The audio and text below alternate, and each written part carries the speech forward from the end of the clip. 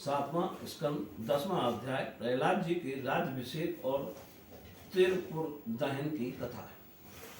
नारद जी कहते हैं प्रहलाद जी ने बालक होने पर भी यही समझा कि वरदान मांगना प्रेम भक्ति का विघ्न है, इसलिए कुछ मुस्कुराते हुए वे भगवान से बोले। प्रहलाद जी ने कहा, प्रभु मैं जन्म से ही विषय भोगों में आसक्त हूँ, अब मुझे न वरों के द्वारा आप लुभाइए नहीं।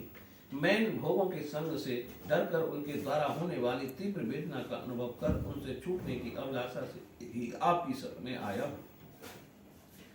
भगवान मुझ में भक्त के लक्षण हैं या नहीं, यह जानने के लिए आपने अपने भक्त को वरदान मांगने की ओर प्रेरित किया है। यह विषय भोग हृदय की गांठ को और भी मजबूत करने वाले तथा बार बार जन्म मृत्यु के चक्कर में डालने वाले हैं।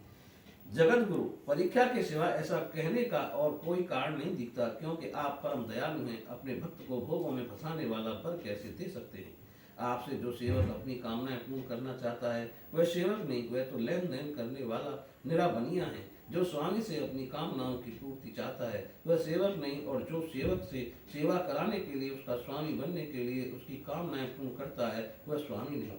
मैं आपका निष्काम सेवक हूँ और आप मेरे निरपक्ष स्वामी हैं। जैसे राजा और उसके सेवकों का प्रयोजन बस स्वामी सेवक का संबंध रहता है, वैसा तो मेरा और आपसे संबंध नहीं। मेरे वरदानी शिरोमणि स्वामी, यदि आप मुझे मुंह मांगा वर देना ही चाहते हैं तो यह वर दीजिए कि मेरे हृदय में कभी किसी कामना का बीज अंकुरित ही ना हो।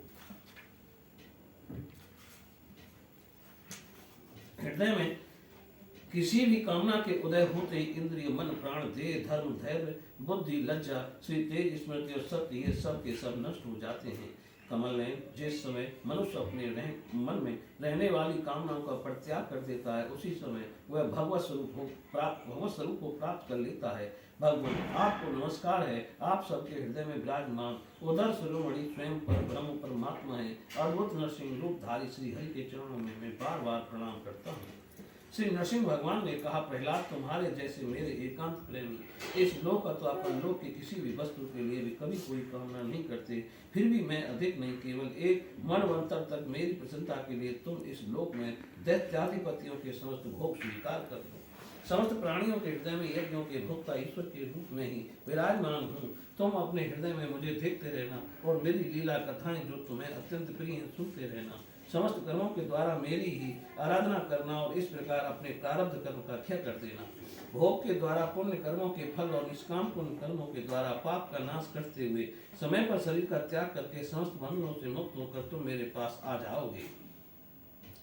देवलोक में भी लोग तुम्हारी विशुद्ध कीर्ति का गान करेंगे। तुम्हारे द्वारा ही की हुई मेरी इस स्तुति का जो मनुष्य कीर्तन करेगा और साथ ही मेरा और तुम्हारा स्मरण भी करेगा, वह समय पर कर्मों के बंधन से मुक्त हो जाएगा। प्रहलाद जी ने कहा, महेश्वर आप वर देने वालों के स्वामी हैं। आपसे मैं एक वर और मांगता हूँ। मेरे पिता ने आपके ईश्वरीय तेज और सब शक्तिमानी चराचर स्वयं आपको न जानकर आपकी बड़ी निंदा की है। इस विष्णु ने मेरे भाई को मार डाला है। ऐसी मिथ्या दृष्टि रखने के कारण पिताजी क्रोध के वेग को सहन करने में असमर्थ हो गए थे। इसी से उन्होंने आपका भक्त होने के कारण मुझसे भी द्रोह किया।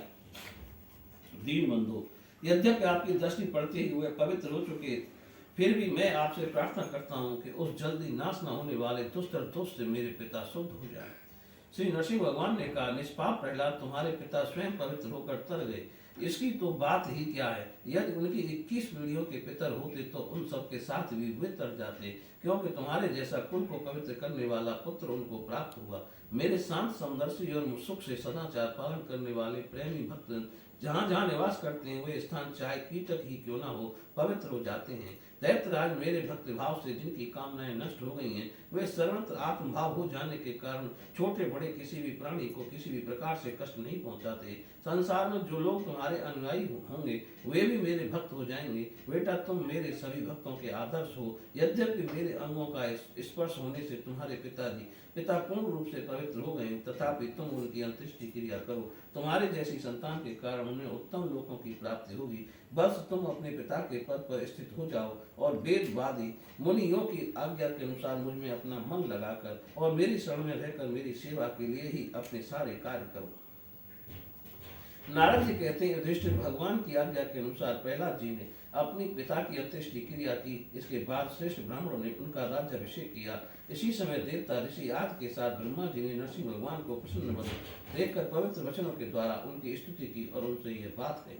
ब्रह्मा जी ने कहा, देवताओं के आराध्य देव, आप सर्वांतरयामी, जीवों के जीवन दाता और मेरे भी पिता हैं। यह पापी दैत्य लोगों को बहुत ही सत्ता रहा है। यह बड़े सौभाग्य की बात है कि आपने इसे मार डाला। मैंने इसे वर दे दिया था कि मेरी सृष्टि का कोई भी प्राणी तुम्हारा वध न कर सकेगा। इससे यह मत वाला हो गया था। तपस्या, योग और बल के कारण उच्छृंखल होकर इसने वेद विधियों का उच्छेद कर दिया था। यह भी बड़ी सौभाग्य की बात है कि इसके पुत्र परमा भक्त शुद्ध हृदय नन्हे से शिशु प्रहलाद को आपने मृत्यु के मुख से छुड़ा दिया, तथा यह भी बड़े आनंद और मंगल की बात है कि वह अब आपकी शरण में है। भगवान, आपके इस नरसिंह रूप का ध्यान जो कोई एकाग्र करेगा, मन से करेगा, उसे यह सब प्रकार के भयों से बचा लेगा। यहाँ तक कि मारने की इच्छा से आई हुई मृत्यु भी उसका कुछ न बिगाड़ सकेगी। श्री नरसिंह भगवान बोले, ब्रह्मा जी, आप दैत्यों को ऐसा वर न दिया करें जो स्वभाव से ही क्रूर हैं। उनको दिया हुआ वर तो वैसा ही है जैसे सांपों को दूध पिलाना।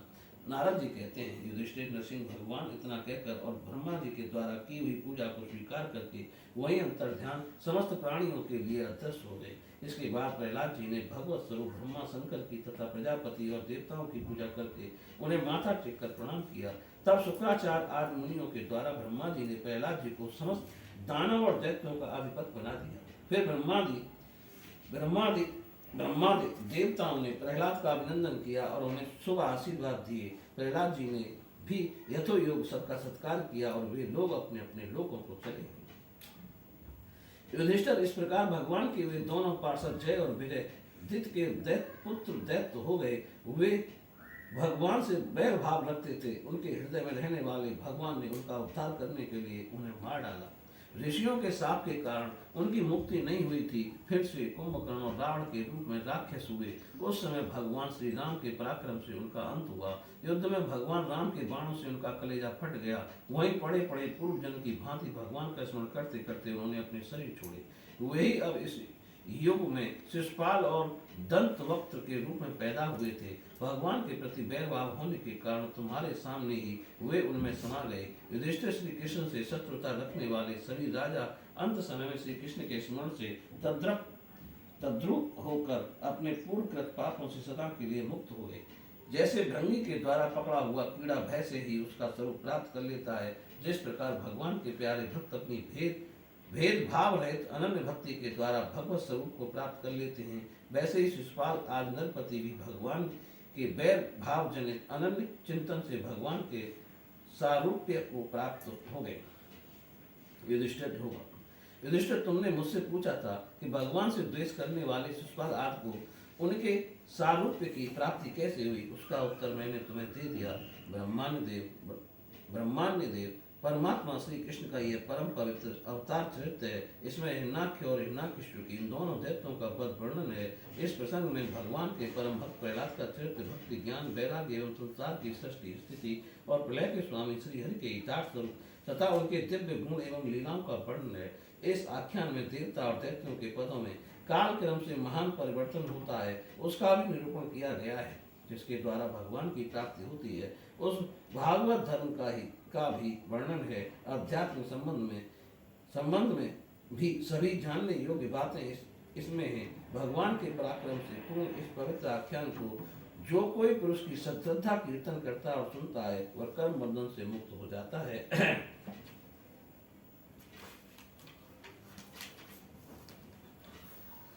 जो मनुष्य परम पुरुष परमात्मा की यह श्री नरसिंह लीला सेनापतियों सहित हिरण्याकश्यप का वध और संत शिरोमणि प्रहलाद जी का पावन प्रभाव एकाग्र मन से पढ़ता और सुनता है, वह भगवान के अभय पद को वैकुंठ को प्राप्त होता है। युधिष्ठिर, इस मनुष्य लोक में तुम लोगों के भाग्य अत्यंत प्रशंसनीय है, क्योंकि तुम्हारे घर में साक्षात पर ब्रह्म परमात्मा मनुष्य रूप धारण करके गुप्त रूप से निवास करते हैं। इसी से सारे संसार को पवित्र कर देने वाले ऋषि मुनि बार बार उनका दर्शन करने के लिए चारों ओर से तुम्हारे पास आया करते हैं। बड़े बड़े महापुरुष निरंतर जिनको ढूंढते रहते हैं, जो माया के लेस से रहित परम शांत परमानंद अनुभव स्वरूप परम ब्रह्म परमात्मा हैं, वे ही तुम्हारे प्रिय हितैषी ममेरे भाई, पूज्य आज्ञाकारी गुरु और स्वयं आत्मा श्री कृष्ण हैं। शंकर ब्रह्मा आदि भी अपनी सारी बुद्धि लगाकर ये हैं, इस रूप में उनका वर्णन नहीं कर सके, फिर हम तो कर ही कैसे सकते हैं। हम तो मौन भक्ति और संयम के द्वारा ही उनकी पूजा करते हैं। कृपया हमारी ये पूजा स्वीकार करके भक्त वत्सल भगवान हम पर प्रसन्न हों। युधिष्ठिर यही एक मात्र आराध्य देव है जो प्राचीन काल में बहुत बड़े मायावी मायासुर ने जब रुद्र देव की कमनीय कीर्ति में कलंक लगाना चाहा था, तब इन्हीं भगवान श्री कृष्ण ने फिर से उसकी यश की रक्षा पर विस्तार किया था। राजा युधिष्ठिर ने पूछा, नारद जी, मैं दानव किस काल में जगदीश्वर रुद्रदेव का यश नष्ट करना चाहता था और भगवान श्री कृष्ण ने किस प्रकार उनके यश की रक्षा की, आप कृपा करके बतलाइए। नारद जी ने कहा, एक बार इन्हीं भगवान श्री कृष्ण से शक्ति प्राप्त करके देवताओं ने युद्ध में असुरों को जीत लिया था। उस समय सबके सब असुर मायावियों के परम गुरु मैं दानव की शरण में गए। शक्तिशाली मायासुर ने सोने चांदी और लोहे के 3 विमान बना दिए। वे विमान क्या थे? 3 पुर थे, पुरी ही थे। वे इतने विलक्षण थे कि उनका आना जाना जान नहीं पड़ता था। उनमें अपरिमित सामग्रियां भरी हुई थीं। युधिष्ठिर दैत्य सेनापतियों के मन में तीनों लोक और लोकपतियों के प्रति बैरभाव तो था ही, अब उसकी याद करके उन तीनों विमानों के द्वारा वे उसमें छिपे रहकर सबका नाश करने लगे। सब लोकपालों के साथ सारी प्रजा भगवान शंकर की शरण में गई और उनसे प्रार्थना की कि प्रभु, त्रिपुर में रहने वाले असुर हमारा नाश कर रहे हैं। हम आपके हैं, अतः देवादिदेव आप हमारी रक्षा कीजिए। उनकी प्रार्थना सुनकर भगवान शंकर ने कृपापूर्ण शब्दों में कहा, डरो मत। फिर उन्होंने अपने धनुष पर बाण चढ़ाकर तीनों पुरों पर छोड़ दिया।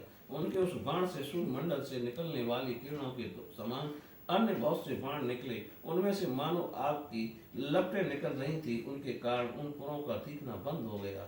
उनके स्पर्श से सभी विमानवासी निष्प्राण होकर गिर पड़े। महामायावी मैं बहुत से उपाय जानना था। वह उन दैत्यों को उठा लाया और अपने बनाए हुए अमृत के कुएं में डाल दिया। उस सिद्ध अमृत रस का स्पर्श होते ही असुरों का शरीर अत्यंत तेजस्वी और वज्र के समान सुदृढ़ हो गया। वे बादलों को विदीर्ण करने वाली बिजली की आग की तरह उठ खड़े हुए। इन्हीं भगवान श्री कृष्ण ने जब देखा कि महादेव जी तो अपना संकल्प पूरा न होने के कारण उदास हो गए, तब उन असुरों पर विजय प्राप्त करने के लिए इन्होंने एक युक्ति की।